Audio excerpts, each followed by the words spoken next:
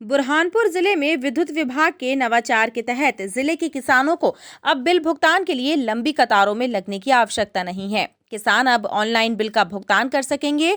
यही नहीं, इस नवाचार के तहत किसान घर बैठे बिजली के बिल का भुगतान कर सकते हैं। इस नवाचार का शुभारंभ जिले के आदिवासी क्षेत्र ग्राम ढाबिया खेड़ा ग्राम से किया गया, जो कि जिले से करीब 70 किलोमीटर दूरस्थ क्षेत्र में है।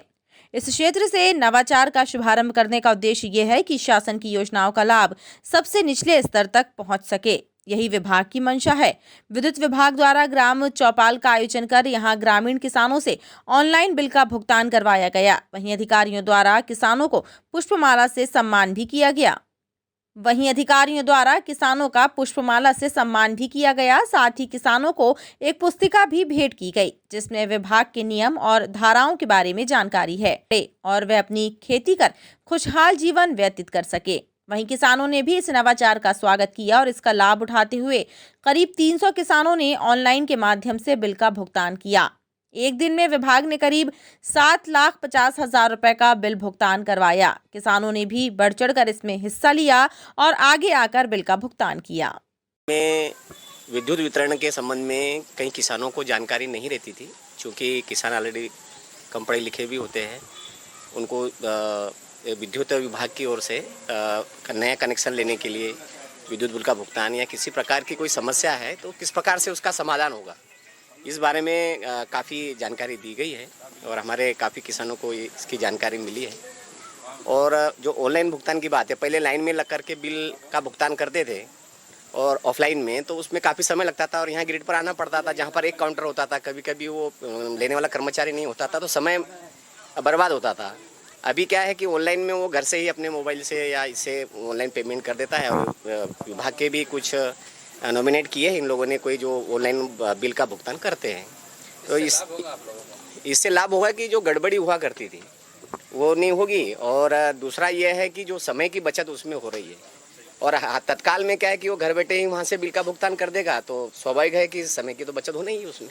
क्या नाम आपका? चंद्रभान पाटिल, ग्राम घाघरला से।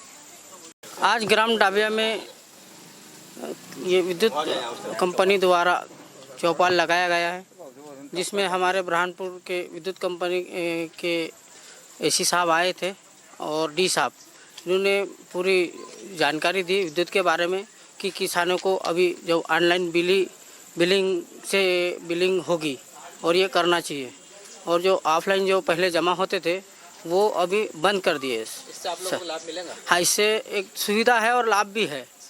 मतलब समय की बचत है। क्या है, बिलों में गड़बड़ी होती थी, कुछ कर्मचारी बिल इधर उधर करते थे। अब जैसे ऑनलाइन अब किसान स्वयं जाके अपना बिल स्वयं जमा कर सकता है। क्या नाम आपका? वो मनोज महाजन।